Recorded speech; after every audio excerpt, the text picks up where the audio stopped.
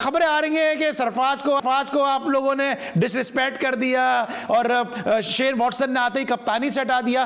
सही इत्तिलात है क्या? बिस्मिल्लाहिर्रहमानिर्रहीम। अली भाई, ऐसा नहीं है जैसा चल रहा है मीडिया में। सरफराज पिछले साल ही कप्तानी से दस्तबरदार होना चाहते थे, लेकिन वो उस वक्त दस्तबरदार नहीं हुए खुद से।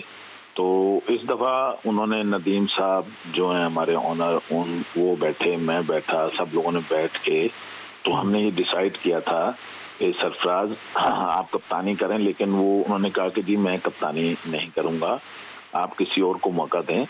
तो उस सिलसिले में फिर नदीम साहब और हम सब ने कहा कि चलें शेन वॉटसन की राय ली जाएगी कि शेन वॉटसन क्या चाहते हैं।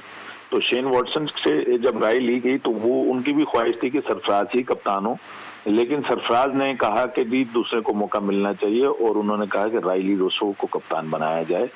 तो वो फिर रायली रोसो कप्तान हुआ। आपको पता है कि न्यूज़पेपर में मुख्तलिफ खबरें या सोशल मीडिया पे चल रही हैं, कोयटा ग्लैडिएटर नदीम उमर साहब ने एक फैमिली की तरह रखी हुई है और सरफराज उस फैमिली का हिस्सा है।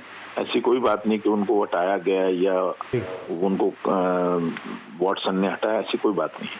ठीक है। अच्छा, आपको लगता है कि ये खबरें कुछ ज्यादा इसलिए इसको हवा इसलिए मिली क्योंकि नदीम उमर साहब का आपने नाम लिया? नदीम उमर साहब ने माजी में एक स्टेटमेंट दिया कि जब तक कोयटा ग्लैडिएटर है, जब तक सरफराज कप्तान है। अब जब ये खबरें आई कि सरफराज कप्तानी से हट रहे हैं, खुद से हट रहे हैं भले, तो लोगों को ये चीज थोड़ी डाइजेस्ट नहीं हुई। देखें, बात यह है कि नदीम उमर साहब, मैंने अभी जैसे आपको कहा, नदीम उमर साहब तो चाहते थे सरफराज मजीद कप्तानी करें, लेकिन सरफराज ने कहा कि दूसरे किसी को मौका दें, मैं as a wicket keeper batter cricket खेलूंगा। तो ये सरफराज की अपनी चॉइस थी, इसमें नदीम उमर साहब या शेन वॉटसन या टीम मैनेजमेंट का कोई रोल नहीं है।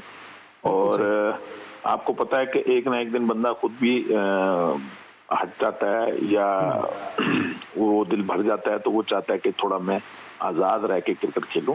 तो ये उनका अपना डिसीजन था। इसमें नदीम उमर साहब ने जो 10 साल का कहा था वो अपनी जगह पे कायम है और कायम थे। तो ये सरफराज का डिसीजन था।